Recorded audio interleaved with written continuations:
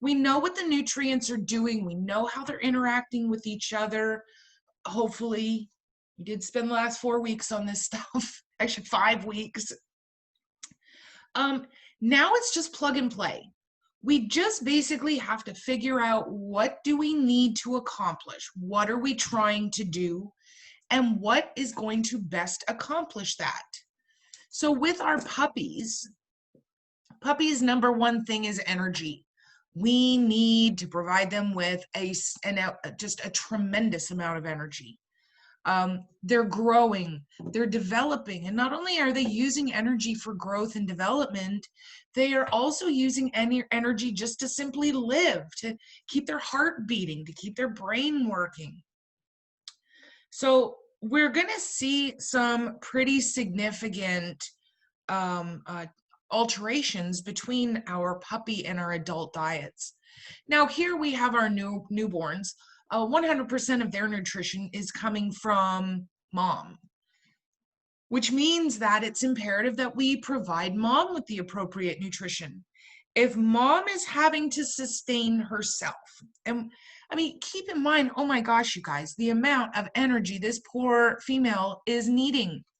Not only is she fully sustaining the energy needs for all of the puppies, she is also sustaining all of her energy needs for herself, and I'm assuming wound and tissue.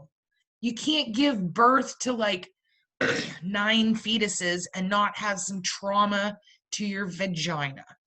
I'm just saying. You're gonna need something to help out with that vaginal trauma. So this is where we are going to really need to monitor and make sure that we are providing mom with everything that she needs. We know that in the first 24 to 48 hours, the first milk is called colostrum. And this is where we have a very, very high concentration of antibodies. Remember, antibodies is immunity, Groot. Immunity Groot. This is his wanted poster. This is his little bounty hunter walking around looking for this specific bad guy. Puppies don't have that. And so we talked last week about the immunity triangle and how in the first 24 to 48 hours, this very, very high concentration of antibodies is going to fill up the triangle. They're essentially borrowing a little bit of immunity from mom. Once the triangle is full after 48 hours, it closes. Now, it doesn't have to be full, but after 48 hours, it's going to close. And that's where you have issues with puppies that are unable or unwilling to nurse on mom that first 48 hours, because once the triangle is closed, it's closed. And now there's really not a whole lot you can do until about the age, I guess technically you could start a little bit earlier because there is nothing to block the immunity, but you're still going to have to wait 4 to 5 weeks. 6 weeks would be optimal to start vaccine series. So that first colostrum is so important. Now, just because it's after 48 hours doesn't mean that the antibodies have gone away. And in fact, it's just simply the concentration of those antibodies that starts to kind of die down a little bit. That colostrum, even though now it's not producing the immune response that we see, what it's now doing after 48 hours, it's helping to establish bacterial colony in the gut. We have about 2 to 3 pounds of bacteria in our gut. And it's this bacteria that assists the small intestine in breaking down the nutrients. And so it's really important because the puppies haven't had to have it until now. All of their nutrients came already in glucose form from mom with the blood.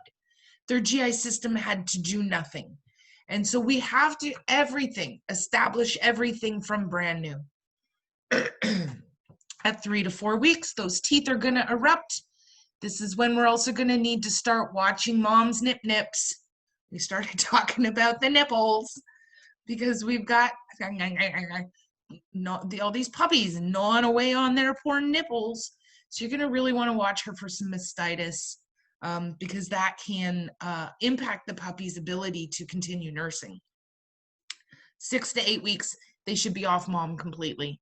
By 6 to 8 weeks, they should be on some external source of nutrition exclusively. Now, the great thing is about puppies is they are so much more efficient at utilizing nutrients than adults or seniors. Their bodies are very, very good at dividing up and divvying up where are these nutrients going. Very, very efficient. So puppies are going, what do we need? We need energy. Well, which nutrient's going to provide us the highest percentage of energy? Fat.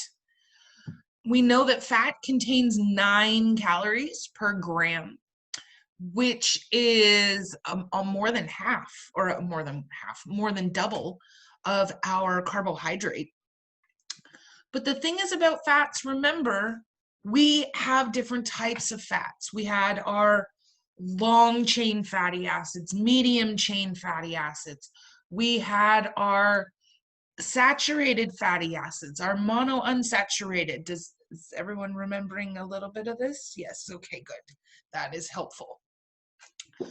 So it's not just providing more fat, it's providing the correct type of fat. So we are going to need something, since we're needing so much energy, right? We're trying to take in so much energy. We want a diet that doesn't take a lot of energy to break down and use. Because the more energy I'm having to use to simply break down and transport this nutrient, the less energy I have left over to grow and develop. So remember, fats have, although yes, provide double the amount of energy, they do require those additional steps in order to transport and use them. Remember, they have to be converted into chylomicrons. It takes these additional steps. So we're going to want to choose the right kind of fat. We're going to want to choose something that doesn't have a lot of double bonds, like a monounsaturated. We're going to want to choose something that's not a super long chain, like our medium chain. So honestly, the type of fat, if we just use critical thinking, it's not even memorization, just critically think it through. I want to get the most amount of energy by expending the least amount of energy. Medium chain, monounsaturated fatty acids. Bam. There you go. As far as the proteins, I'm going to want to have a minimum of 22%. Now that's a minimum. But we know, what are proteins doing? Well, proteins, oh my God, the most abundant nutrient in your body. Everything is made of amino acids, your DNA, your RNA. You're creating proteins, your hemoglobin, your myoglobin, not to mention your skeletal muscle. So we want to make sure that the amino acid profile, very diverse, that we have all the different color Legos, all the colors, all the shapes. We have a very, very comprehensive profile, but we also want the big kindergarten Legos that are super easy to break apart. We have bone formation. So we just finished talking about this. So right now we're talking about obviously energy producing nutrients, but let's break off from that for just a second. We can critically think all of these things through. I got bone formation. What kind of minerals am I going to want to see in higher amounts in my puppy food? Calcium and phosphorus and magnesium. And then what vitamin do I need to Match.com all of the appropriate ratios? Vitamin D. Vitamin D. Oh. Yep, vitamin D is going to be to do Match.com for all of my minerals. Now, Haley, you've made a good point here. I'm also going, not for the bone stuff though, I'm also going to want to see vitamin E, because immunity, Groot, immunity group. Vitamin E is a biological antioxidant. So even though we're growing and we're developing and we're just changing, with change brings damage. Well, when you have damage, you have free radicals. Free radicals then have a domino effect. So even though it's not for the bone stuff, Haley, definitely a great point that we are going to need to see higher amounts of vitamin E in our puppy food. So this is the kind of thing that we're going to be doing. We're just looking at what are we trying to accomplish and what can we plug in to make it happen. So we have, look at that. We were right. Increased calcium, phosphorus, and magnesium. We're going to want to see our vitamin E, vitamin D, which remember are both fat-soluble vitamins. They are require bile salts and fats, and they move by passive transport. We're going to want zinc. Oh my goodness, we didn't even mention zinc, the activator of 200 other known enzymes, and helps with immunity, and it's going to help with skin and wound healing. We talked about you smear it, the surfers that smear it on their face. I think we had a whole diaper rash cream, like put that on your sunburn instead of aloe. I don't know. We get on some tangents, don't we? We certainly do. Yes, zinc also. Put it on the nips. Put it on her poor little nipples that those puppies have been gnawing on this whole time, just to make sure that she doesn't have any mastitis.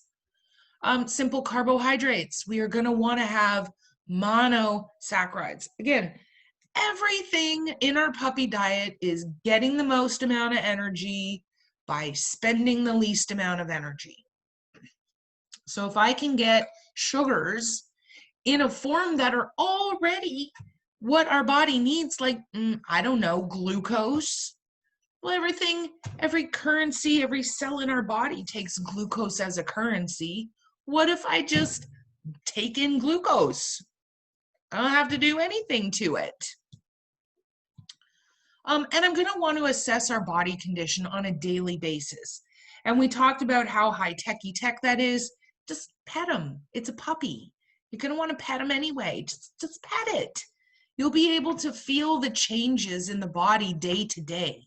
And you'll be able to assess whether or not you're providing that nutritional support. Oh my goodness, who was it? Was it Mila that killed the puppy last week? Yeah, Mila, you killed the pup. Oh, I think though we gave you a reprieve and we said that you just, horribly damaged it. So, yay. So this is where we were talking about how, I remember now, this is how we got on the topic of aliens, because humans suck. That's what it was. I remember now. I'm having flashbacks. So we've taken these tiny puppies who are already in a body that really can't sustain themselves. It's not like you can have, so if the apocalypse, which I'm pretty convinced is already upon us, if the zombie apocalypse comes to fruition, your teacup Yorkies are not reverting back to their wild wolf ways and going hunting in packs and sustaining themselves. No, Poppy is not reverting back to her wild feral self. Although she's probably more likely to than Maisie.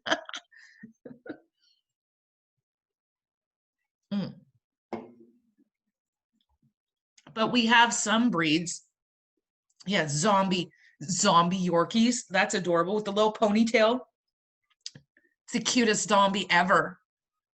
They're so cute. You don't even care that you're being bitten by them. That's adorable. So, oh my goodness. So Haley's mom, no. Haley, you need to explain to her that someone did not actually kill a puppy. Please, please explain to her that it was just a funny scenario and in hindsight, not that funny. So no, all is well. All puppies are alive. All puppies are good. So very good.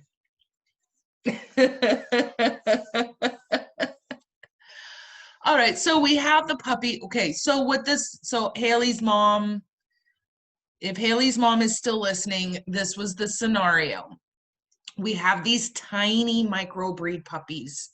And these microbreed puppies, microbreed meaning that they only get to be 2 or 3 pounds as full adults because we have bred them to be smaller and smaller and smaller. Well, although adorable, yes. Carry around in my purse, thank you, yes, please. What we've ended up doing is created an entire subspecies of canine that really don't have the ability to support their own nutrition. Like for Poppy and Maisie, they eat breakfast in the morning. They are able to utilize that energy, but then catabolize the energy that they may need to sustain them through until they eat in the evening. These microbreed puppies have no storage unit. They have nothing to call upon. And so this puppy, for example, on the screen, what happens is people adopt these microbreed puppies, which was the scenario that we gave with Mila. Mila was a student, or is a student. She is still with us, and had adopted this microbreed puppy. She left in the morning after feeding it. She got home on average 11 to 12 hours later. The puppy does not have the storage unit to call upon to sustain it for that long.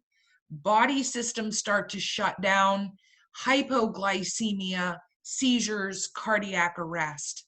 So that's, yeah. So Mila was the student that we were, so Mrs. Haley's mom, all is well. I'm telling all of this so that Mrs. Haley's mom doesn't call PETA on us. It's like, oh my God, they're killing animals over there.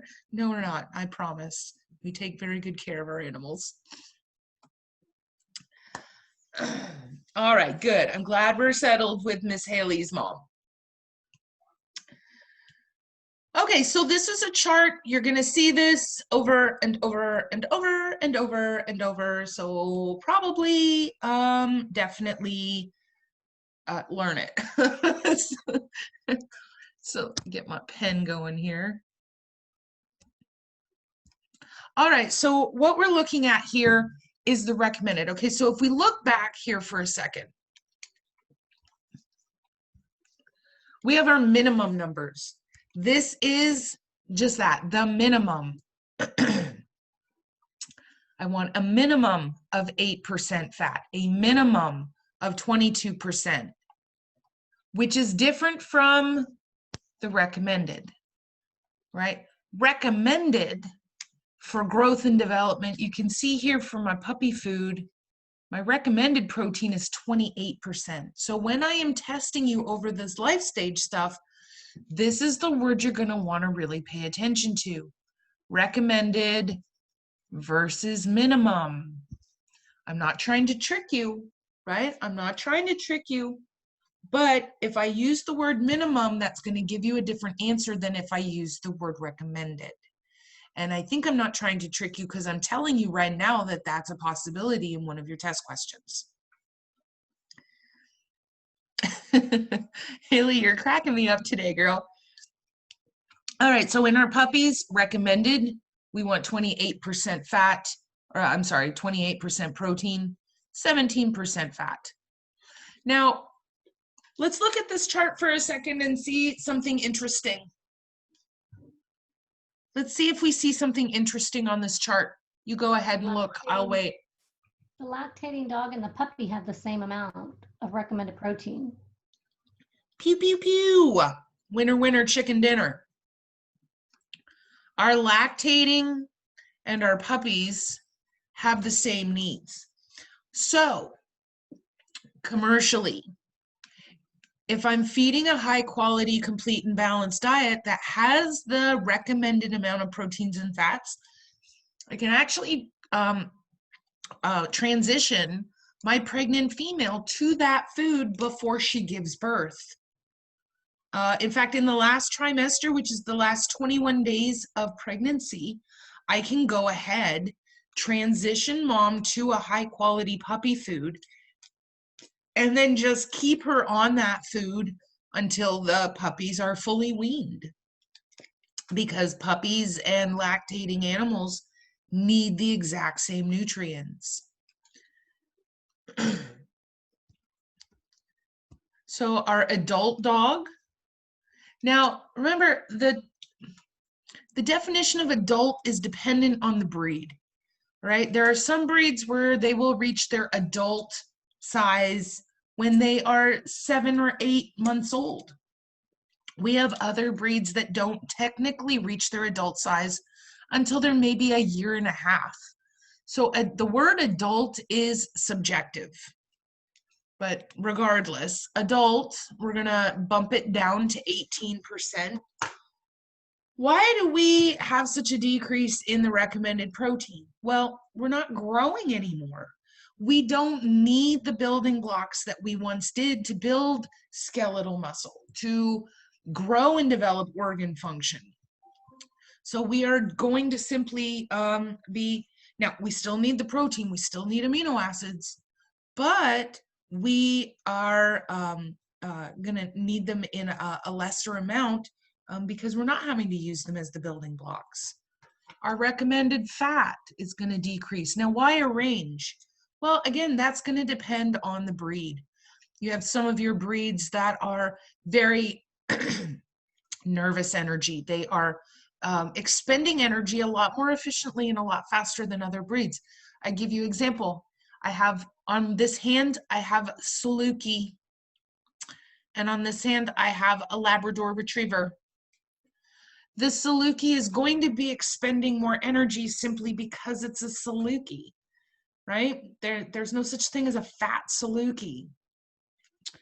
We have our performance recommendations. Now, performance,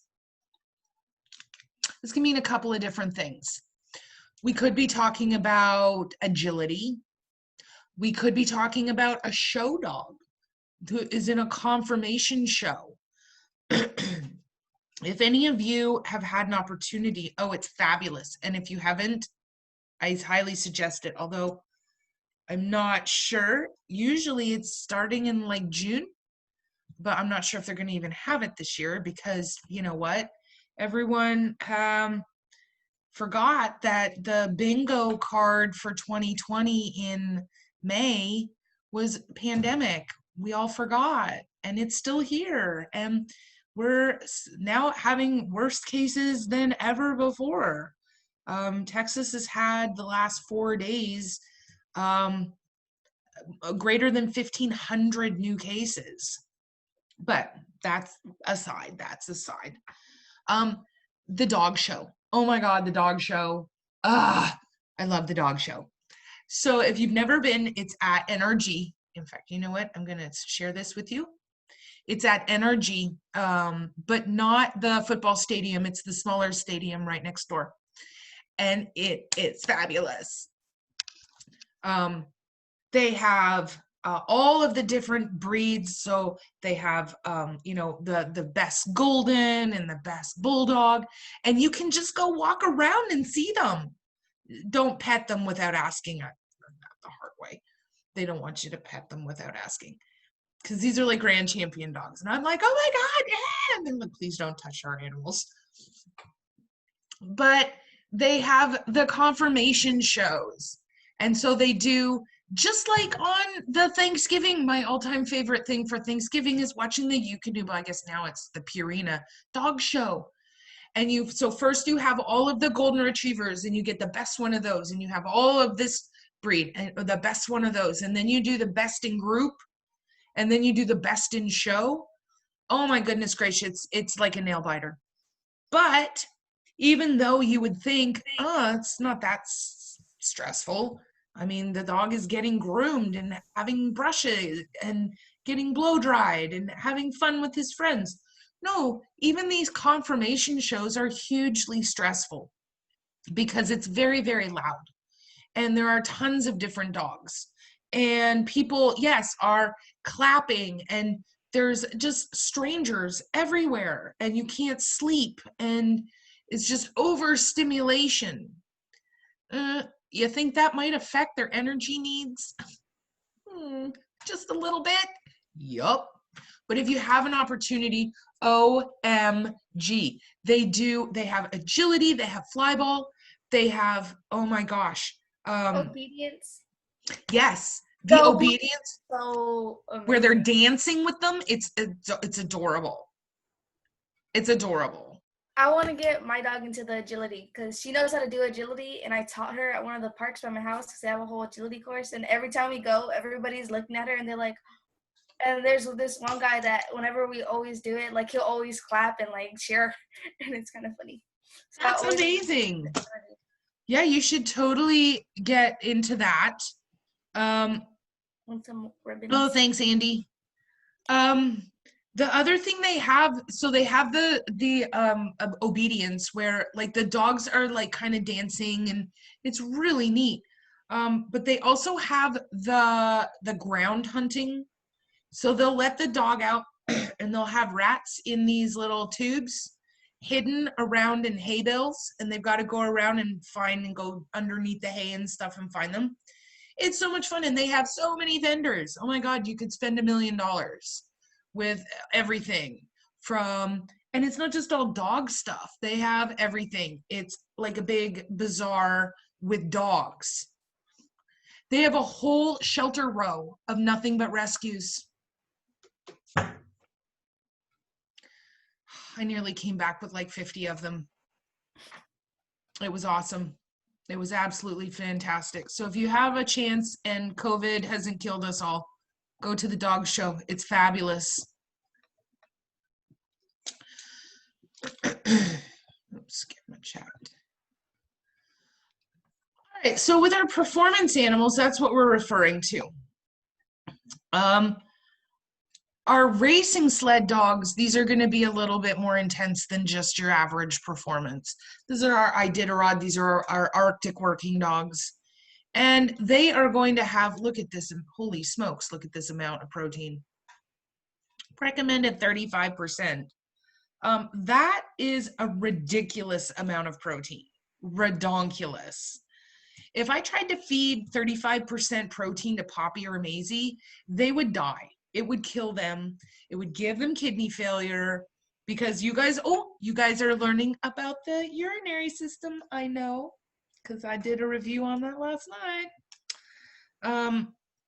We know that our kidneys are not only pulling in nutrients and water and hanging on to stuff that we need it to keep, but it's also getting rid of toxins. And some of the toxins that we got to get rid of is the byproduct of breaking down proteins. When we break apart the Legos, we have this byproduct, this pollution called nitrogen. And your body has to get rid of all that excess nitrogen. And if I'm feeding my dog, who normally they're going to need an 18%, but now I'm feeding them 35%. Oh my God, the amount of nitrogen that my kidneys are trying to filter out is going to kill them. They're going to go, yeah, no, I'm done. I don't know what you want from me. I go on strike, I die. And then you will, and then you'll die. All right, so looking at our adult nutrition, one of the first things that we need to take into consideration is, when is this animal considered an adult? And I know there's the old wives' tale, 1 human year equals 7 dog years. Not entirely accurate. So those of you that have gone through the Purina, and I think it's module 201, that has all the life stage stuff. So you've already gone through all this life stage, which means that everything I'm telling you right now is all review, which is fabulous. This is a chart that I got from that module. And this is something we would laminate this and we would put it in our exam rooms, because what you can see here is a much more accurate depiction of how old the animal is. So, like, for example, I've got Maisie. Maisie, let's see, Maisie's somewhere around 10, we think. I don't know. I've had her for 7 years. My sister had her for a year. Yeah. The woman who should never own a pet ever in her life. We've talked about it. You know, I get a little salty about it. You know, I get a little salty about it. She had her for about a year, and she was maybe 2, we think. We don't know. So let's say 10. She's in the 0 to 20, which means she's the human equivalent of 55. She, believe it or not, guys, she's older than me. I know some of you are, yeah. And for those of you who are like, Miss Huff, she's older than you. You know, guess what? I am sending you a mental message. Yes, I am not 55 years old. So just stop, fetus. You're all fetuses. Oh, I'm getting a little snarky, aren't I? Ooh, getting a little spiky. So yeah, so it's very eye-opening. Especially if you look at the over 90, our giant breed dogs. Oh my goodness gracious. Look at this. If you have an 11-year-old dog who's over 90 pounds, they're like 96 years old. That's crazy. My stepdog, Janae, she is, let me think, 9, 10, she's like 10 or 11. She's a 65-year-old woman. And so this also really helps us to kind of understand some of their behavior quirks. Like, for example, when I had my dear sweetest little foster, I've told you about her, Maggie. Oh, I love that dog so much. I'm so sad I had to give her up. But Bentley just did not have tolerance for her at all. And she just desperately wanted to be friends. She was so gentle, so gentle. And she would just go up and she would smell him and he would snap at her and he would be so mean to her, so mean to her. But let's look at this in human terms, okay? So Maggie was 51 to 90. So she, when I got her, was probably right in here. She was probably like 21, a 21-year-old child. Bentley at the time was the human equivalent of 76. So if you think about a 76-year-old man and a 21-year-old girl, they don't have a whole lot in common. So, you know, it's not like they have anything to talk about, and it's not like he's going to have any patience. And she's, you know, oh my God, I can't believe what happened at the bar, and I'm doing a TikTok. And he's like, get off my lawn. So now we can start to see, I'm doing a TikTok. I don't even know what that is. Oh my goodness. So, kind of gives you an idea, a much better representation of what we're looking at, not only physically, nutritionally, but behaviorally, right? Just because a dog acts like a puppy does not mean that they are one. And a 76-year-old chronological dog is 76 regardless of how they act. So we need to be able to support them as such. I'm doing a TikTok. Didn't it used to be Snapchat? I love the hair flip. Wasn't that something at one point? A Snapchat? Snap? It's still around. Still something. Do what? It's still something. Oh, it is? Yeah. It's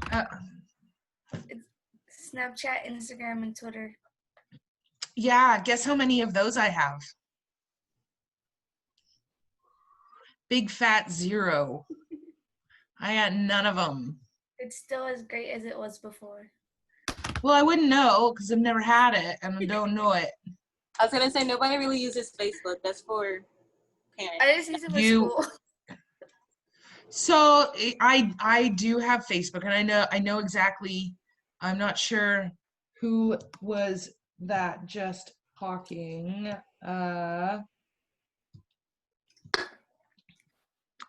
Anyway, you don't have to tell me. And I get it. Facebook is for the old generation. But honestly, the only reason I use it is because all of my family up north, that's how we stay in touch with each other. So my aunts and my cousins and all my old high school friends from Canada, that's how we stay in touch with each other. It's very easy to use. And my mom, you know, and my aunt, they're older. So that's the only reason why I still have it. Otherwise, I would be completely social media free. I don't like it. I don't like it at all. All right, so here I've got a couple of formulas. Now, these formulas are for figuring out the metabolizable energy, meaning the amount of energy I need to sustain my adult. Now, I am not going to have you solve for these. You're welcome. I am, however, going to ask that you do know the formulas. So if I have an inactive adult, this is the formula we're going to use. 95 times the weight in kilograms. Does everyone remember pounds and kilograms? There are 2.2 pounds in 1 kilogram. So we take 95 times the weight in kilograms to the power of 0.75. And then if I have an active dog, it's going to just be a little bit greater, 130 times the weight in kilograms to the power of 0.75. So again, I do want you to know the formulas, but I am not going to have you solve for them on the test.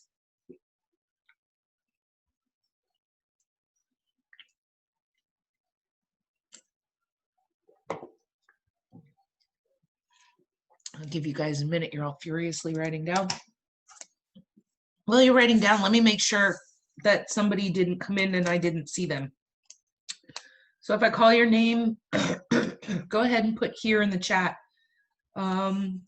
Victoria, Sierra, Claire.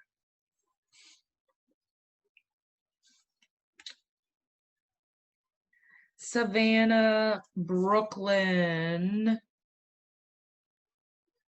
Chloe and Noelle. Those are the ones I'm missing right now.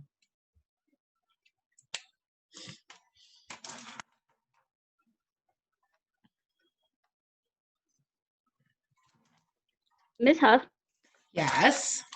in the formula, when you say to the power 0.75, you're meaning like exponents, right? Yes. Okay. Yes, I am. Okay, Claire, I got you. Thank you.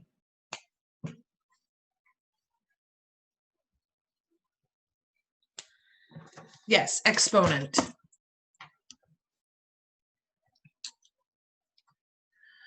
All right, so some of the other things that I need to take into consideration. Guys, this is not rocket science. All right, this is not brain surgery. This is not even as hard as learning how all the nutrients work with each other. I have an active dog, it needs more energy. I don't have an active dog, it needs less energy. That's it. That's the whole thing that we're talking about here. We're talking about a word called maintenance. Maintenance. And we're going to use this term maintenance over and over. And what it means is, what energy do I need to provide this animal so it doesn't gain weight and so it doesn't lose weight? It maintains, hence the word main. So a lot of things can impact this maintenance on a day-to-day basis. Stress, exercise, things that would cause them to need to use more energy in order to maintain I would have to provide them with more energy because the definition of maintenance is I don't gain weight, I don't lose weight. Oh, that's fine, Jacqueline. Thank you for letting me know. So if we are increasing our exercise, if we increase our stress, all of these demands are going to go over and above what we need for maintenance. So here I have a very active dog. I don't know this dog. This dog is a Google image search. Very active. Here, on the other hand, is another picture of my soulmate Bentley. So we have a boat. Again, if anyone wants to buy a boat, I got a boat for sale. You can talk to me after. Oh, I thought I heard my significant other. Yeah, totally have a pontoon boat. You can have it. Honestly, at this point, you could probably have it for free. Just get it away from us. No, you think I'm kidding. I'm not kidding at this point. I think at one point he's like, I'll just give it away. I don't care. Just get rid of it. But we have this boat. Oh yeah, it's fast enough for tubing. It doesn't have a huge engine, Robert. It has like, I don't know. I don't know what that 75 horsepower is that big. I don't know. But it's certainly fast enough for tubing, and it comes with a tube. We have a tube with the ropes and all the rigging and all of it. I'm not sure if it would be fast enough for water skiing, but it's definitely fast enough for tubing. And it has this little gangplank on the front, so you can lower this little ramp. So if you have the dogs, they're not having to jump off of the bow of the boat. I think that's the front, right? The bow. And they just walk in. Well, here's a funny story about inactive dogs. This little bugger right here. This is a bent. He can't swim. He's only got one front leg. And he would kind of go up like this, like a dying fish. So we got him this life vest. All of the dogs have a life vest. And so in Lake Livingston, if you don't know, that's where we go. There's this tiny little island called Pine Island. We call it Topperton Island because Mr. Topperton. So Topperton Island is this tiny little island with a sandbar, and all of the boats go and they shore up and they anchor up, and it's like waist deep water. You can just sit and float in your tube, have a couple burpers. You just kind of hang out, meet the people next to you, and it's a fabulous time. It's wonderful, this tiny little party island. And so we looking around, and Bent's in his little vest, and and I'm like, where the hell did Bentley go? Well, so Bentley realized very early on that if he has his vest on, he doesn't have to paddle. He just floats. And he'd floated away. And thank God his vest was yellow, because he's like way out there. He's like super out there. I'm like, oh. So they had to go and get him. They went and got him. And so then we'd have to start tethering him to the boat so he wouldn't just float away. So you want to talk about an inactive dog? My dog was so inactive, he didn't have the survival instinct to not drown. Come on. It's hysterical. And so, yeah, we would tie him to the boat and we just pull him back in and we were ready to go. But yeah, if anybody seriously wants a boat, I got pictures. It's got the Bimini Me top. It's a brand new sound system. Hasn't been started.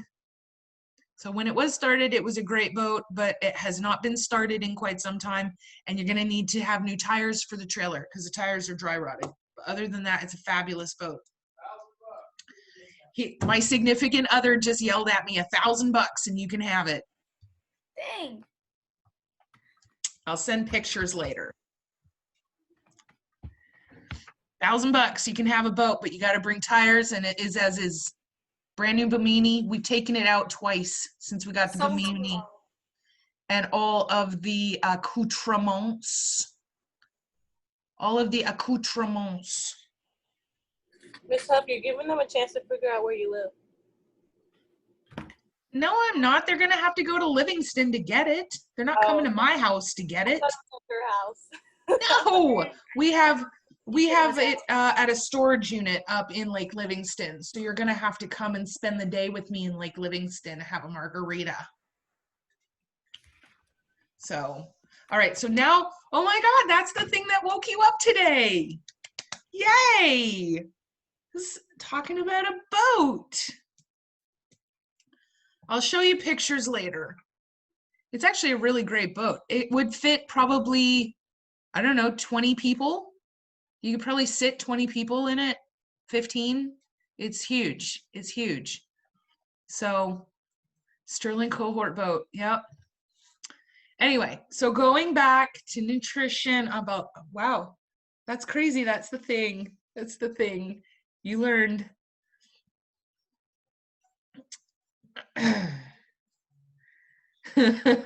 Yeah, Rob, it's actually his boat. He's gonna want cash.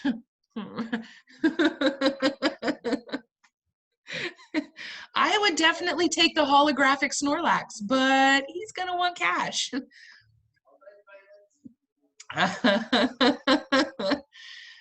Oh, so yeah, sail away for our next term. Anyway, that's hysterical. I never know what's going to be the topic that wakes you up. I'm always excited when I find the topic that wakes you up. That's awesome. All right, so we talked about the term maintenance. How I'm providing the nutrition needed to not gain weight, to not lose weight. I want to maintain. But what happens? Sweater is all up underneath me right here.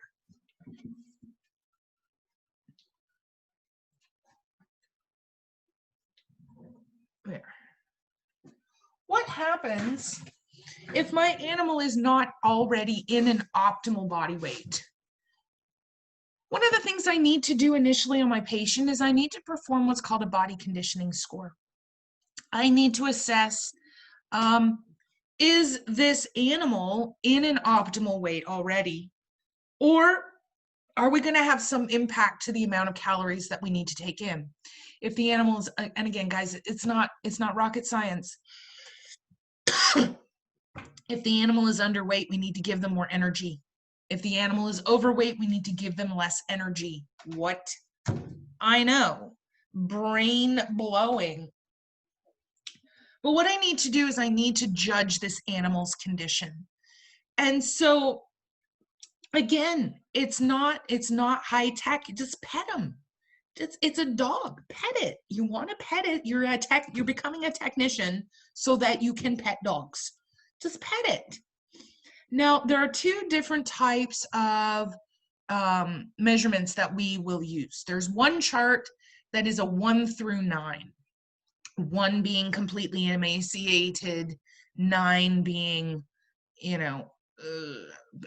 hardly able to walk. The animal version of a my 600-pound life. There's also a 1 through 5. So then 1 through 9 is more common for you to do in clinic.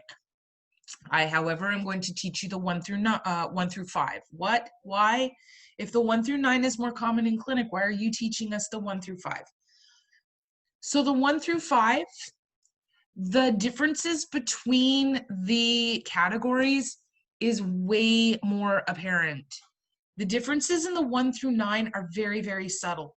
And so although you can take the information on the 1 through 5 and apply it to the 1 through 9, it's a lot easier for me to test you on the categories because there is a lot more of a variance between the clinical signs.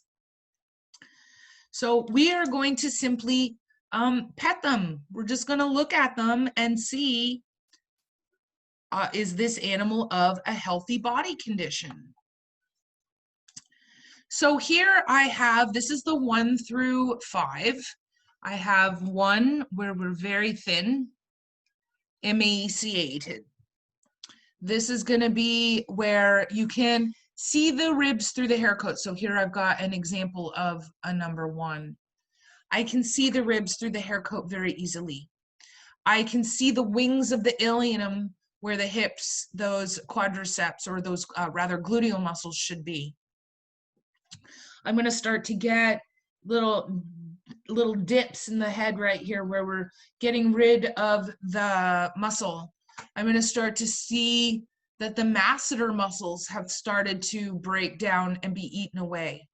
Now, this is also, it's going to be very important that you also remember your breed identification, because depending on the breed that you're looking at, that can determine this normal body conditioning score.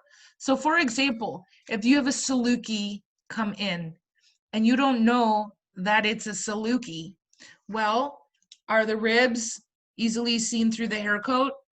Yep. Are you going to see what looks like possibly the wing of the ilium through the gluteal muscle? Mm-hmm.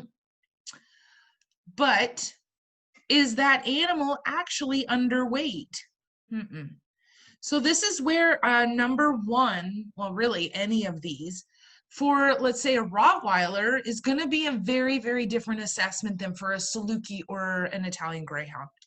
So this is why we forced you to sit through 8 weeks of breed identification, so that you would be able to know what's normal for each breed. So here I have an example of number one. You can see very easily the ribs through the hair coat.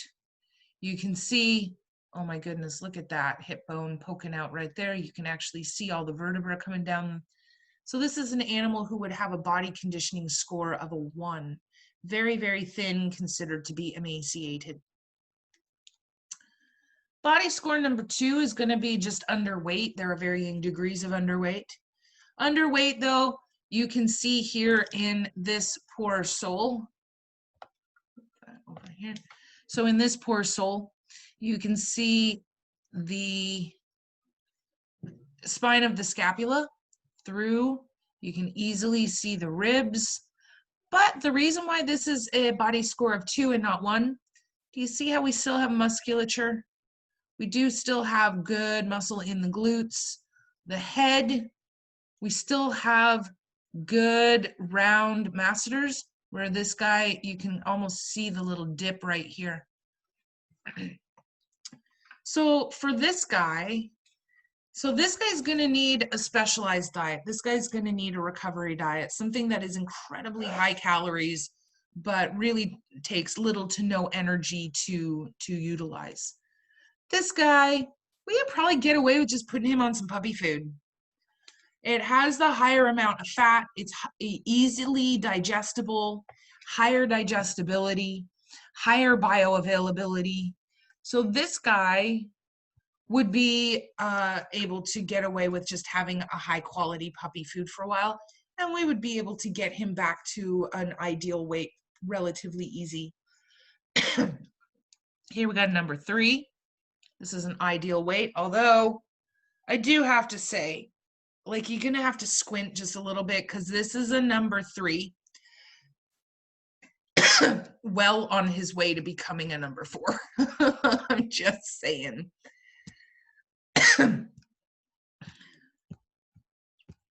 So here we have this fat lab. And again, you're going to have to do an individual breed assessment for ideal. So an ideal for a Saluki, and number 3 for a Saluki, is going to look very, very different than an ideal for a Labrador Retriever. Or a Clumber Spaniel is going to look a lot different than an Irish Wolfhound. We can see, and again, okay, squint your eyes, because I know this one's technically probably closer to a 4, but we should have a little bit of an abdominal tuck right here. We should have good musculature, ribs not visible, happy, healthy looking. The abdominal tuck is going to vary. I mean, obviously, Saluki is going to have that very exaggerated abdominal tuck. So I know I keep saying it over and over, but you need to remember your breed standards. Here we have, move this over here. Move this over here. All right, so here we have, this is a really interesting study that was done by Eukanuba. They took, these dogs were litter mates. These were from the same litter, and they allowed one dog to basically free feed to a degree. And they gave the other dog very, regimented feeding times. And so this guy, well, first off, I'm not going to tell you which is which. So then what they would do is they would go to the public and they would show these two pictures. This was one of their, in-store campaigns. And they would say, well, to Joe Schmo public, which of these animals do you feel is the healthier of the two? Now, you guys know how you can mark on this. I want you to do a little tick mark or something, or circle the one that you would think that the public said was the healthier of the two. The one that the public said? Yeah.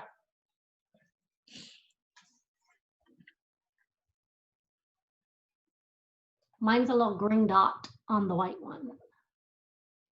Oh, look at what Brianna did. Oh, Brianna's fancy. She is fancy. How did you do that? I don't know how to do Leslie, the marking. what? I don't know Ah, for an arrow. yeah, it's How because do you do the young, marking? they're these young fetuses. That's why they know how to do that. I'm doing a TikTok. Okay. I'm doing a TikTok. How do you do the marks? I don't even know how to do that. Oh, there, Jennifer got it.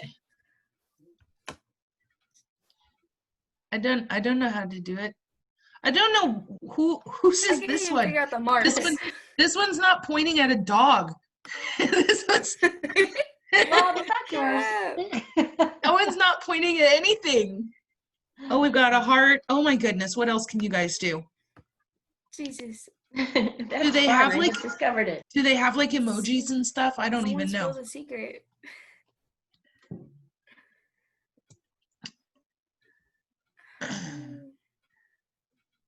Oh my goodness, look at this. You guys are amazing. Look at all the hearts. How are you doing that? Hold on, wait. How are y'all making the marks? I know, right? I can't even figure that out. Oh, there it is. You go to stamp and it's got choices. Go to What? stamp Where and do it'll you give have you Yeah, stamp but at? I don't You have go a to s- annotate and then you go to stamp. It's Okay. next to draw. I don't So it Where's says that? mouse, text, Yeah, if draw, you Don't- go and to then stamp.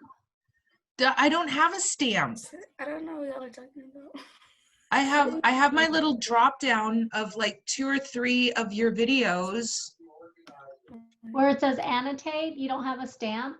I don't Okay. have an annotate. I don't have a stamp Ours, either. you can see it Me where it neither. I don't says, have annotate. we're viewing your screen, and then it says view Oh. option.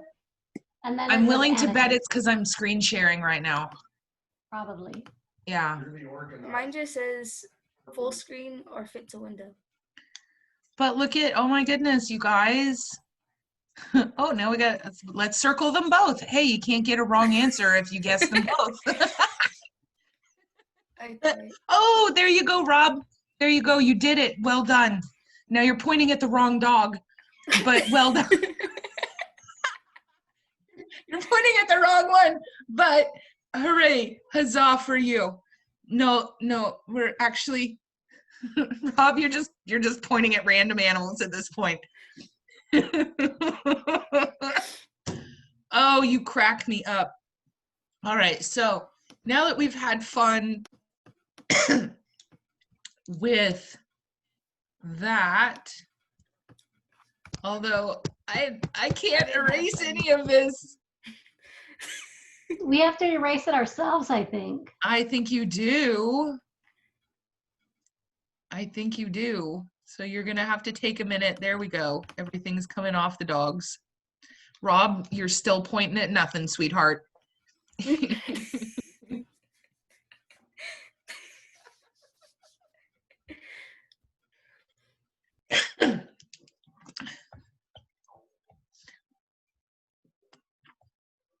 Oh, wait a minute.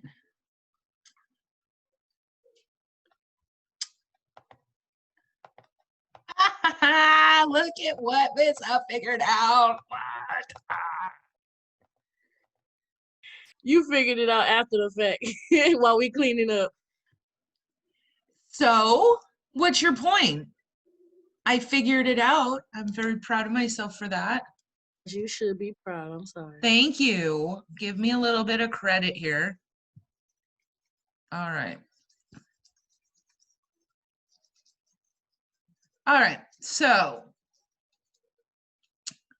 that was fun. So when looking at, see, and Rob, we were actually looking at these two dogs right here, just to let you know. Oh, I'm just busting you. It's your birthday, Ari? Do we have to sing to you too later on before class ends?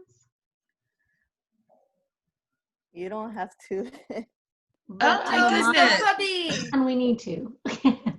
I think, I think we need to. and it's Here's my puppy. Jacqueline's birthday. Oh my God. Oh my And so god, he's so Very. cute.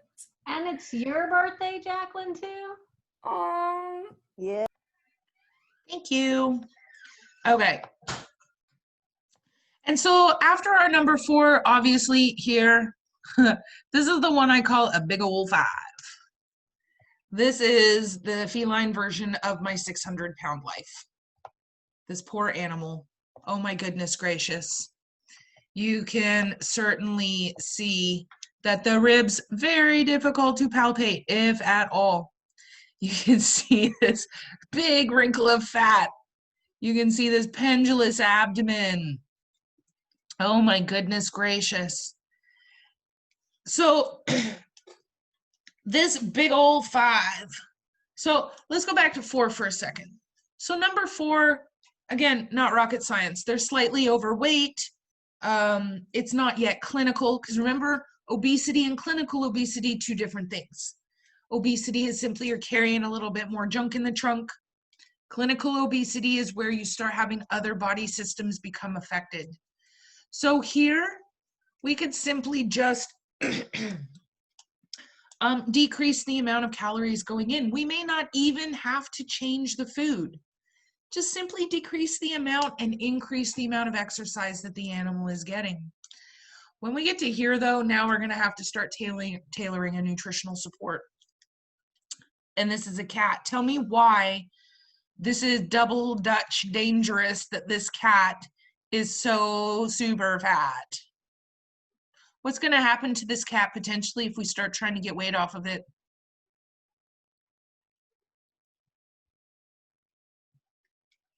I'll give you a hint. Can all like his Right. organs and all that start? Hepatic lipidosis. Yeah. Bam, hepatic lipidosis. The only way to get a fat off of an animal is to have them catabolize it, right?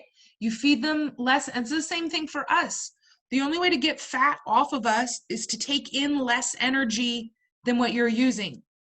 So I'm taking in this much energy, but I need this much energy. Where do I get the difference? I start catabolizing it out of my body tissue. What do we know about cats? They can't do that effectively. And we're going to end up with a hepatic lipidosis. The other problem is this cat's heart is about that big.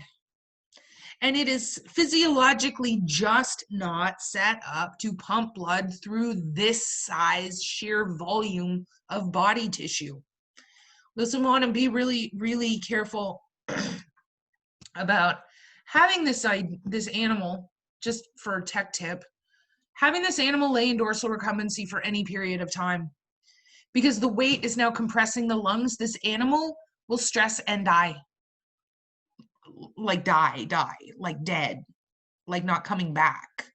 Simply because you have the weight now compressing on the lungs, you have the weight now compressing on the heart. If this animal stresses out even a tiny bit, they're going to have a massive vascular accident. They're going to die. So definitely keep that under consideration. So those are our 5 different body conditions. 1, emaciated. 2, underweight. 3 is ideal. So 3 is ideal. 4 is overweight. And then you have your big old 5.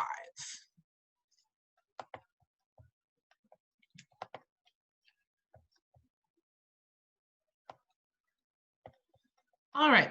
So dogs are omnivores. This is not shocking news to anybody.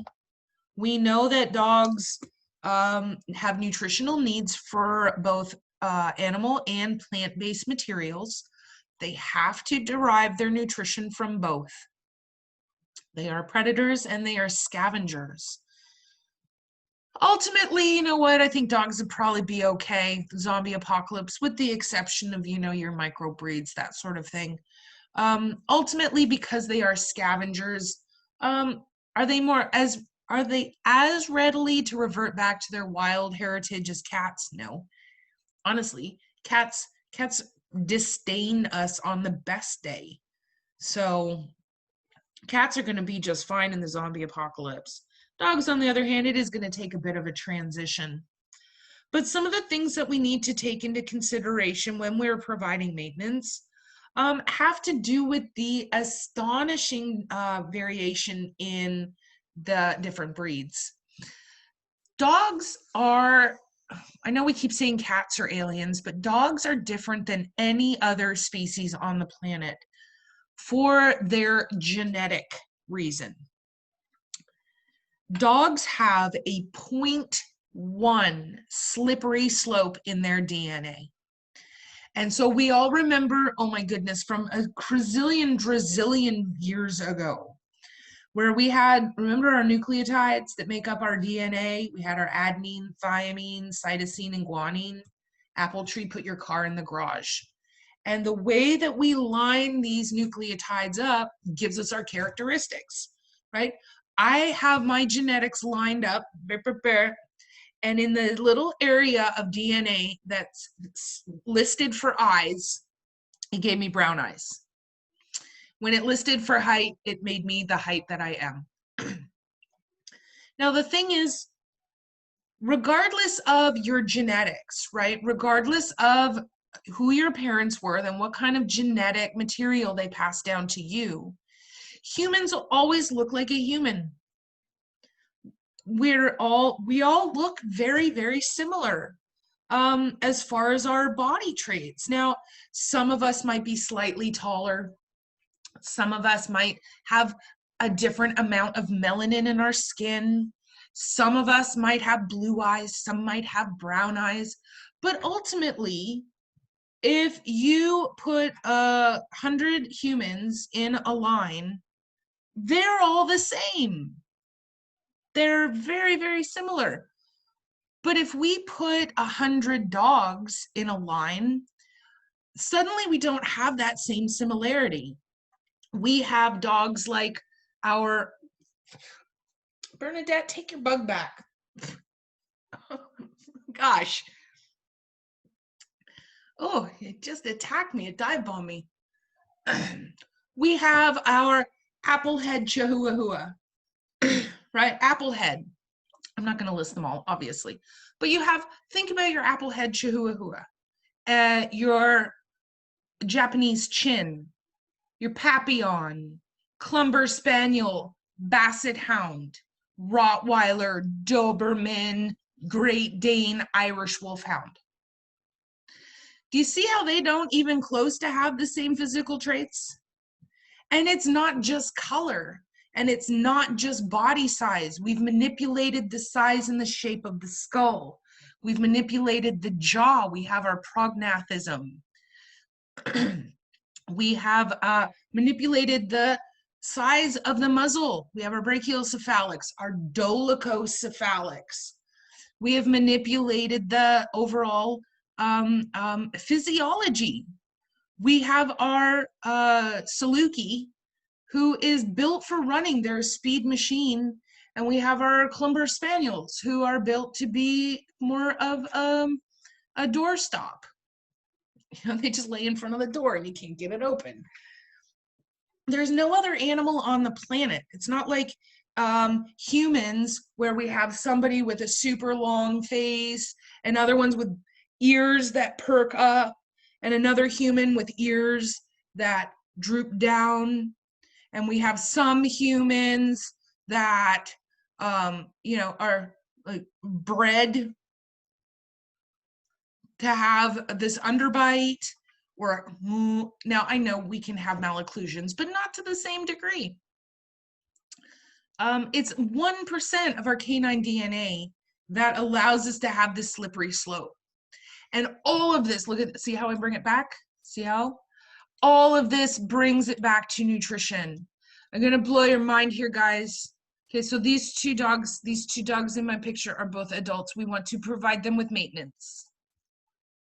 This dog needs less calories to provide it with maintenance than that dog. What? In fact, if I tried to, no, here's my question though. Can I feed these two dogs the same food? I have right here.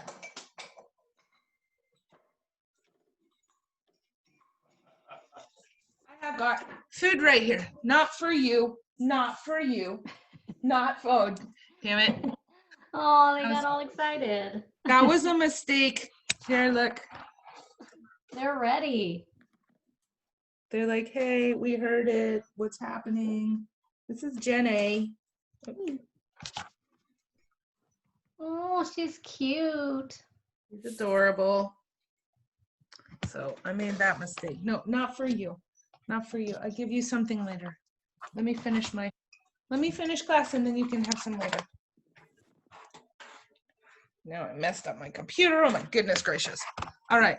So, but my whole point was I have a cup of food right here. This is just adult maintenance. Can I feed them both out of this same cup? Just different amounts. Bam. That's what I'm talking about. I can feed them the same food, but I'm going to feed them different amounts. And this is the same even if we're gauging our body conditioning score day to day. Like, guys, I do a body condition score on my animals every single day. Nobody knows my animals better than I do. And I can feel very easily if they're starting to gain a little weight, starting to lose, especially as they get older when you have your senior pets. Those of you that have seniors at your house know just how much their weight can fluctuate literally day to day. And so you're going to want to adjust the amount of calories that they're taking in, either up or down, to provide them with maintenance. Some other things to take into consideration. Okay, so Val, you have asked a very interesting question. The small breed specific. So I don't want to get on my soapbox because I don't want to steal my own thunder.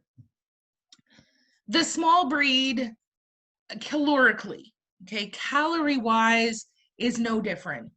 The biggest thing that is the difference with the small breed foods is, number one, the size and the density of the kibble. Because if I have a small toy cup, tiny breed dog, and I have kibble that is too big for them to get into their mouth, it doesn't matter if it's the best nutrition on the planet if they can't eat it. So what we are seeing predominantly in the small versus large and giant breed food is simply the size and the density. Now, don't even get me started right now on the breed specific, because that's a waste of money. Save your money. When you're buying, food specific for Australian Shepherd, and then there's a food specific for Cavalier King Charles Spaniel. No, save your money on that. That's all bull crap. Okay, it's just all the same food. We're going to talk about that I know some of you are like, what? In our next chapter, probably either tomorrow or Friday, with life stage feed, or not life stage feeding, that's what we're doing now, our pet food labels. I didn't even know that was a thing.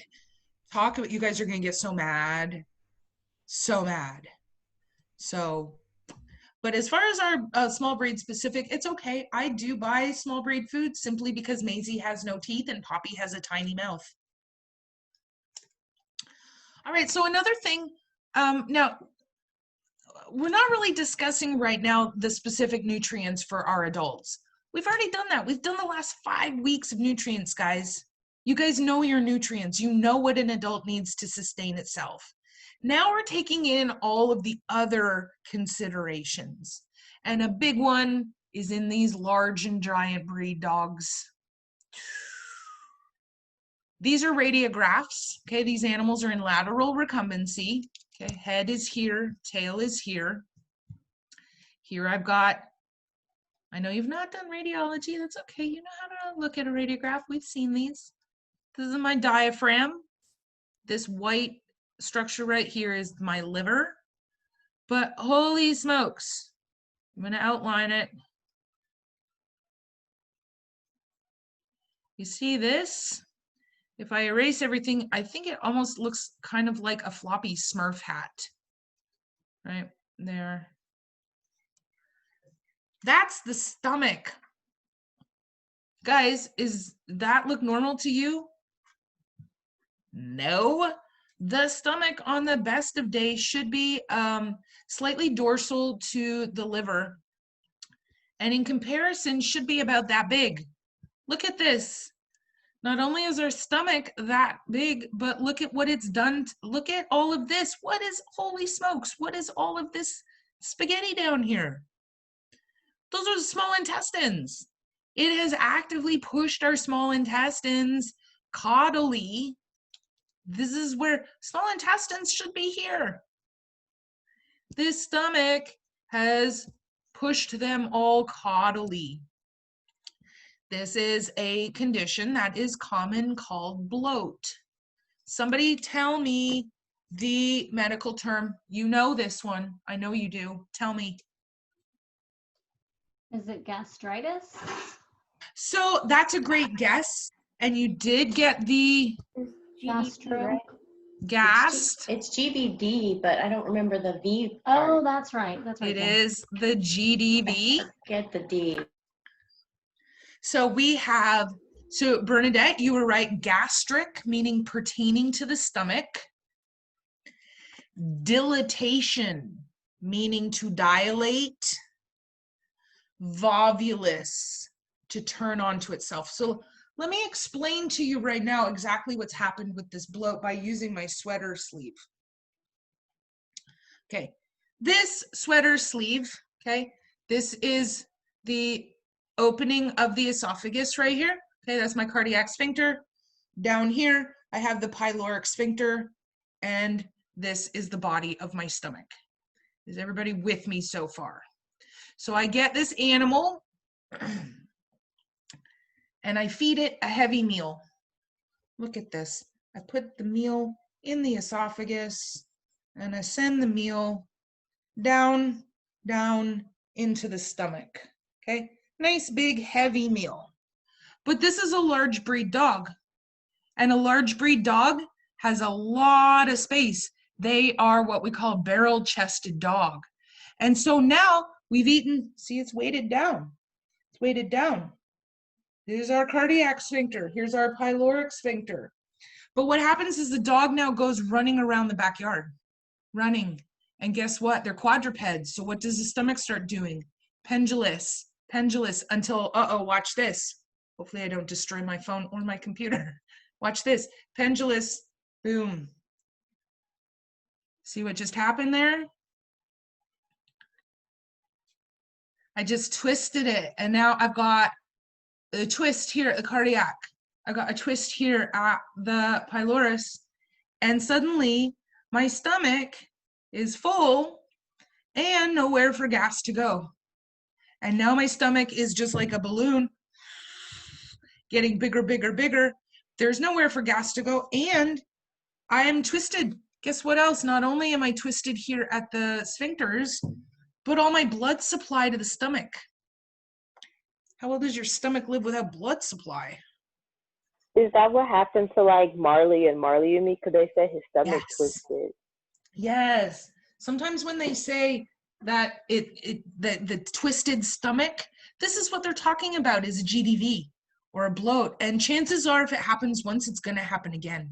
And so oftentimes we're using your medical terminology, guys, can't forget it. We may go in and prophylactically do what's called a gastropexy.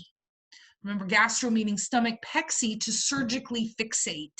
And we'll go and throw in a couple of permanent sutures and prevent this from happening when we're doing a spay. But this is why in our large and giant breed dogs, instead of feeding them one giant meal every day, I would recommend feeding them just like you did your puppies. Maybe a meal twice a day. Even better, feed them 3 times a day, smaller meals. And that's going to really, really decrease the chance that they're going to have this bloat. Honestly, this is a serious surgical intervention. This is an emergency. And the first thing we're going to need to do is decompress the stomach.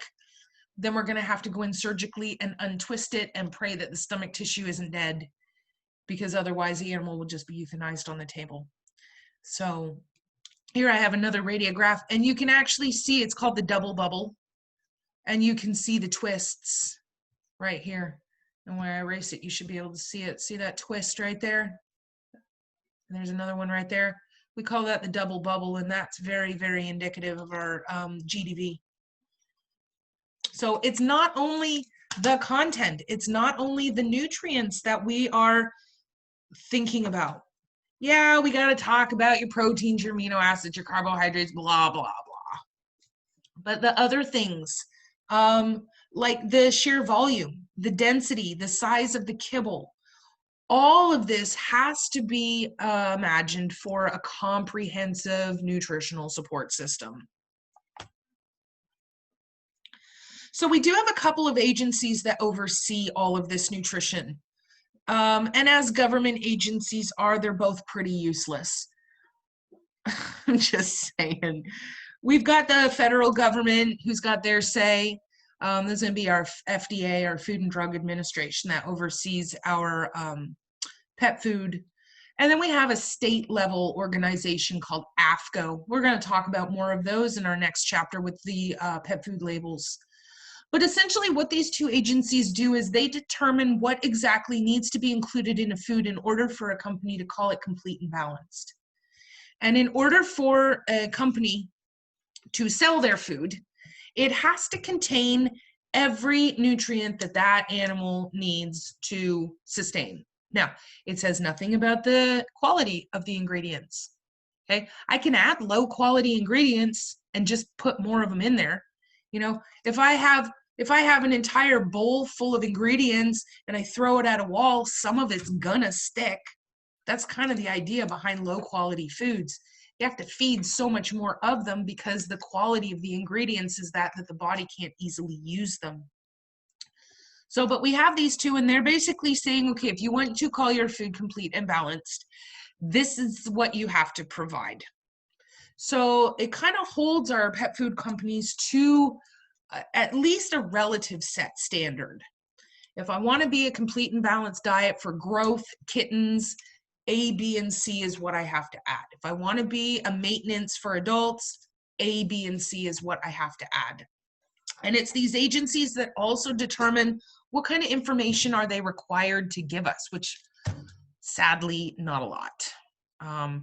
Honestly, there's not a lot of information they're required to give us that gives us any idea of the quality inside the bag. Of course not. Why would they? There's really only one law. There is one cardinal golden rule when it comes to pet food companies. They have, well, other than they have to meet the minimum standards set by these two agencies. But the other thing is they cannot lie. They can't lie to you. They can omit. They can simply not mention, but they can't come right out and lie to you. They can't say, oh my God, this food is going to add 5 years to your pet's life. This food is going to ensure that your animal is healthy forever. And it's this marketing that kind of makes me look at pet food labels and giggle just a little bit. And I know you guys are like, what? Miss Huff has lost her mind again, Doug. What? Here I have a pet food label. It's a generic. I didn't even include the brand of the food. And so here's what I want to do for just a second to kind of wake you guys up again, because you guys are going through your 11:30 lull right now, which you do every day about 11:30. I start seeing you guys looking like this. I have to watch some of you to make sure you're still blinking and you're not frozen. All right, so I'm looking at this label, and this label makes me laugh. And I know you're like, wait, Miss Huff, how is that possible? Oh my goodness, look at this. Okay, let's look at this from a sheer marketing standpoint. Okay, let's look at number one. We're just going to go through these. Look at number one. Exclusively uses only real chicken, turkey, lamb, beef, or wild salmon. This sounds amazing. As opposed to what? Like rubber chicken? You know, a stuffed toy lamb? And the fact that the packaging companies use the word real over and over. Okay, so here, let's take just chicken for a second. I'm a pet food corporation here at Huff and Puff Awesome Dog Food Corporation. We use real chicken. Real chicken. But the parts of the real chicken that we use are the feet and the necks and the beaks and the eyes and the spleens. The leftovers. Did it come from a real chicken? If I'm adding chicken lips, did it come from a real chicken? Yes. But when they use the word real, immediately we have a connotation of like the KFC chicken and the turkey parts we're eating at Thanksgiving and wild salmon. Oh my God, that's amazing. No, they're eating the innards and the eyeballs and all of this stuff that is not eaten by people. It still came from a real animal. It's just not the parts that we as humans would normally think of as edible. So is real chicken better than chicken meal, or chicken meal better than real So chicken? this, Or is it like equal? so there's a little bit of controversy about this. So when I say real chicken is the #1 ingredient, automatically those people, not you because you're educated now, but those people go, oh my goodness, there's more chicken in this food than anything else. Look at that. It's the #1 ingredient. No. We now know ingredients are listed how? By weight. Can I add water to that chicken to artificially increase its weight? Yup. Yup, I can. But the difference between that and chicken meal, I don't have a problem with chicken meal because guess what is not included in chicken meal? Water. There's no water. So I could have pet food A. Pet food A has real chicken as the #1 ingredient. And I could have pet food B have chicken meal as the 2nd or 3rd ingredient and actually have this food have more animal-based protein because it's not artificially inflated in the ingredients list. So the fact that this is saying no chicken meal, that doesn't tell me any super beneficial thing. I got no problem with chicken. All right, so let's look at number 2, and now you guys are really gonna start, you're gonna start really piecing together this marketing, okay? And you're gonna start to see what I'm seeing. Farm-raised fruits and vegetables, as opposed to the free range out on the plains of Montana. Aren't all fruits and vegetables raised on some sort of farm? It's not like we have, you know, wild grove of fruits that were, I mean, come on. They're all farm raised. We do have whole grain and grain free. That's fine. Okay, I gotta find nothing funny with that. That's okay. It's this one. Formulated with added vitamins and minerals. Sounds like amazing, right? Holy smokes, you guys. Look at what they did for us. They added all this extra stuff. Except, did they? Was it really extra? If this is a complete and balanced diet, don't they have to add it? Yes, Casey, they have to. They have to add the water-soluble and the fat-soluble vitamins. They have to add the minerals. It's not complete and balanced if they don't, but they're sure as heck gonna put it on the package to make us think that they're doing something above and beyond. But now we know it's not above and beyond. This is the bare minimum. This is a bare minimum of what they should be able to be doing. We can here have no artificial flavors, colors, or preservatives. Well, let me give you a clue. Although my food, I'm not going to lift it up because they've just now settled down again. But you could see the food. My food, I feed them, does have some artificial colors. Okay, some of the pieces are orange, some are green. I don't know. It's Beneful. I get them Beneful. But for the most part, for those of you that are feeding just a plain brown kibble, Hill Science Diet, most of your Purinas, Eukanuba, Iams, most of them are just plain little round kibbles. They're not artificially colored to be brown. They're not artificially flavored to taste like crap. Although some of the foods are really not that bad. My favorite's probably Purina One. Tastes a little bit like stale popcorn. So file that.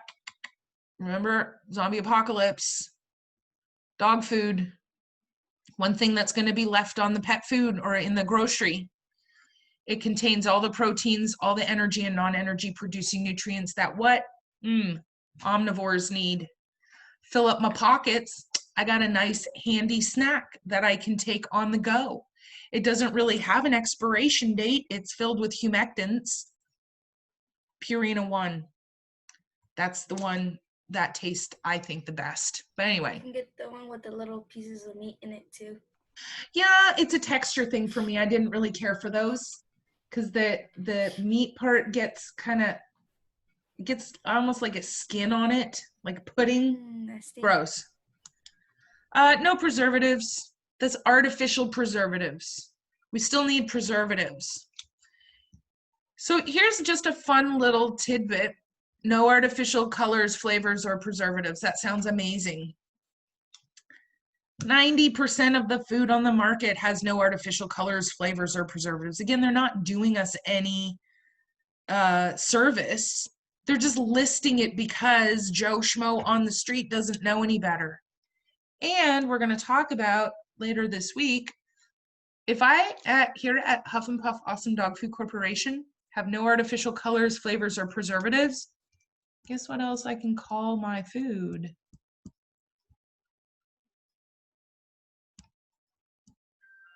All natural. That's all that means. Interchangeable formulas for added variety, because we all know just how often we should be acutely changing our dog's food, right? Like, that's not going to cause a GI issue at all. To just change proteins day to day, no, that's fine. It's fine. The diarrhea, will clear up after the hemorrhaging stops. It's fine. Finally, I want to go to this one. Complete and balanced for what? All life stages. So we're talking about life stages right now. We have puppies, adults, and seniors. And this food is formulated to satisfy the nutritional needs of all of them, which actually means it's technically formulated to satisfy the needs for one of them. Which one? Adult? That's a great guess. Let me give you a clue. Which life stage has the highest nutritional needs? The puppy? Bam. Puppy. Puppy. If it's going to support all life stages, it has to be formulated to specifically support the life stage with the highest requirements. So now I'm going to ask you questions and... So then it's... Oh, sorry. No, go ahead, Ariel. So then it's not technically for all life stages if it's just formulated for puppies and Hang on. lactating moms. Oh. Wouldn't it make your, I was thinking, wouldn't it make your adult dog overweight? Oh my God, you guys, holy smokes, you are so far ahead. So let me pull you back just a second. Okay, so you're like, okay, well, but if it's formulated for puppies, see, now you're asking the questions. Now you are getting it. If it's formulated for all life stages, I have to have it formulated to nutritionally support all of the life stages. So I'm going to ask you a question, and you're not allowed to unmute. You have one of two answers you can give me. Yes or no. There is no but.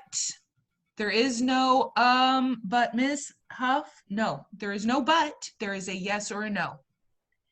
Can adults be nutritionally supported on puppy food? Yes. No, but I know it's probably yes. No. Yeah, it's yes. Absolutely. If puppy food contains a higher amount of protein and a higher amount of fat, can I sustain, you know what, here's what I'm gonna do real quick. Here, so look at these numbers right here. Puppy foods containing 28 and 17% respectively, an adult needs 18, 9 to 15. So can they be sustained with these percentage numbers? Yes. Technically, yes. Yeah, and there is no technically. Yes or no? Should they? No. So here's, if I am looking at, and so let's go ahead and put our seniors in here, because honestly, our seniors and our adults, they have the exact same percentages. We're going to alter them a little bit. We'll talk about that here in a minute. Yes, Marissa, it is going to be in excess. So what can I do to compensate for that? Feed them less of it. So here, on the other hand, though, can puppies be sustained on a food formulated for adults? No, hard no, because it's not providing them what they need. So when I have a food that says it is formulated for all life stages, it means that it will nutritionally support puppies, adults, and seniors. But it has to be formulated to specifically support the life stage that has the highest requirements. And then what I do is I just tailor the amounts for the other two dogs. So essentially, when you have something that says all life stages, it is in fact just repackaged puppy food. Bam, throwing a little mic on the floor right now.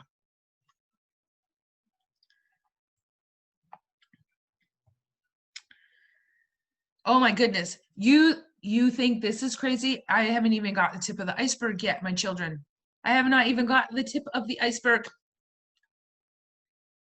I gotta put chapstick on. I've just chapped my lips already. Holy smokes, you guys have no idea what you're in for. You're gonna get so angry, so angry. We're gonna theoretically fill up about 160 different brands of food out of one vat of food. I'm gonna do a slide share, and I'm gonna draw one big vat, and this vat has pet food, pet food, pet food.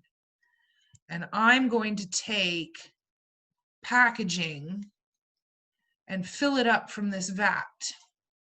And I'm going to have approximately, I think the last count we got was about 160 different types of food branded from this one vat of food.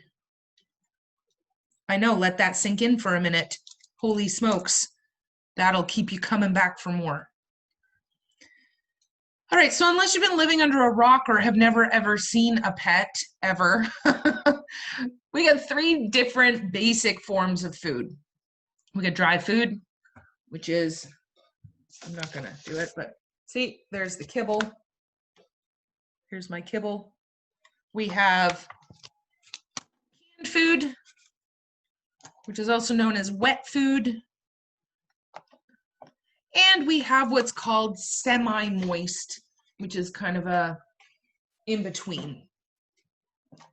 So our dry food, even though it's dry, even though it's a kibble, it does still contain water. And in fact, our dry foods are going to contain approximately 12% moisture. Again, if you've done your Daily Nutrition Matters, you will have recognized all of this information because it is just repeated in those certificate courses. So dry food, about 12% water, which is why we still have to add preservatives. When you see a food that says no artificial preservatives, that doesn't mean no preservatives. We still need to add something to prevent fungus and bacterial growth and mold because there's still water. Now, this is the only food suitable for this ad lib feeding. Someone tell me ad lib.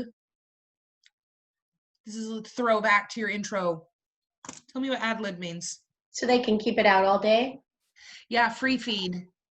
Ad lib means to free feed. The animal can eat it as they wish. So this is going to be perfect for your cats as desired. Absolutely.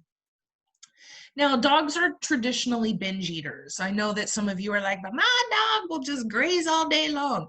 That's fabulous. That's not normal.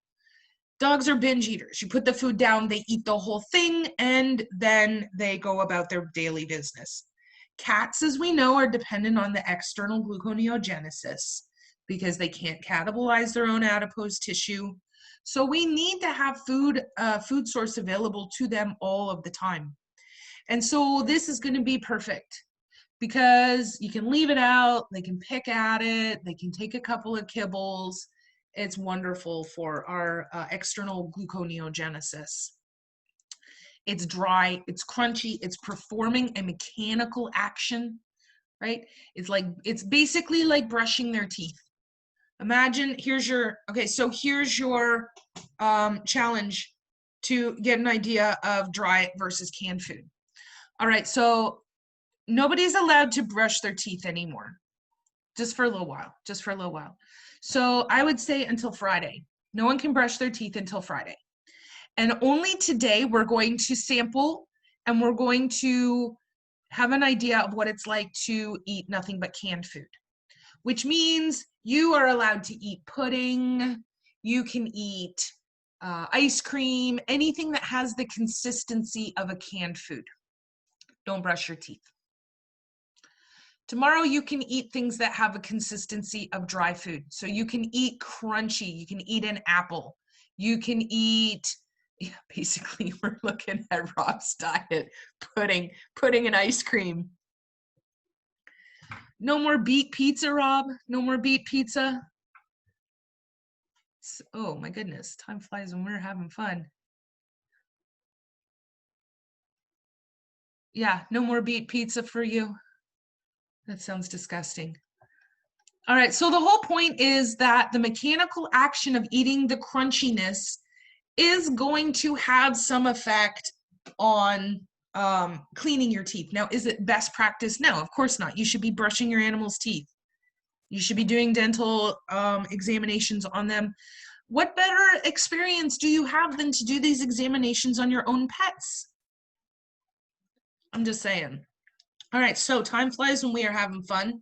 I will open up an area for you to submit those 201 and 301 certificates. I don't think I had any other news. We're going to pick it up here at the different types of food. We're going to talk a little bit about senior diets on tomorrow. And then we'll talk a little bit about some of our special needs, like extreme sporting, our racing dogs, our Iditarod dogs, where you have your endurance and your sprinting. We're going to talk a little bit about support of our pregnant and lactating animals. And so we'll finish this up, if not tomorrow, then probably Friday. So any comments, questions, concerns? For those of you that are interested, we are still meeting.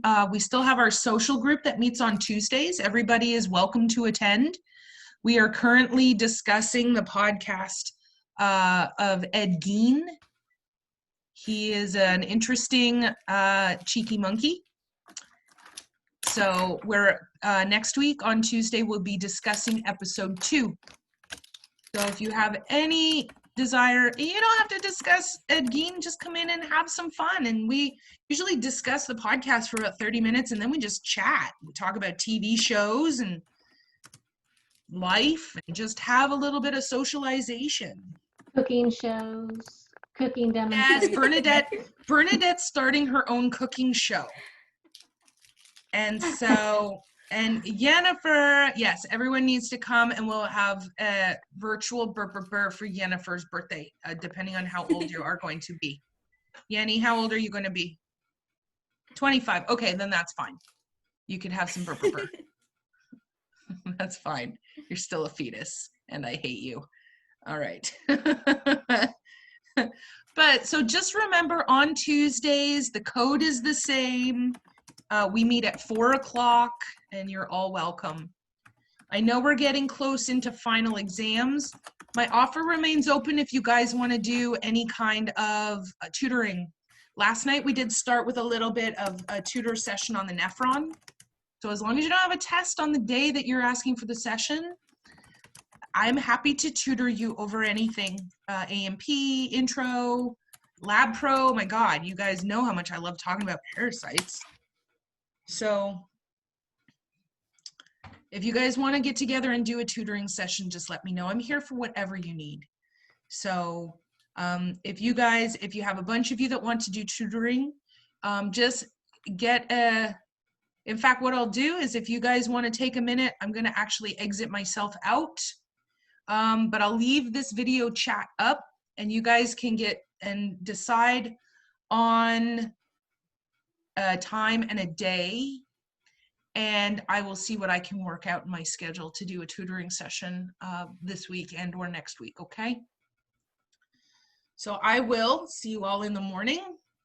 I heart you all. See you tomorrow. See you tomorrow. Bye, Miss Olive. Bye, guys.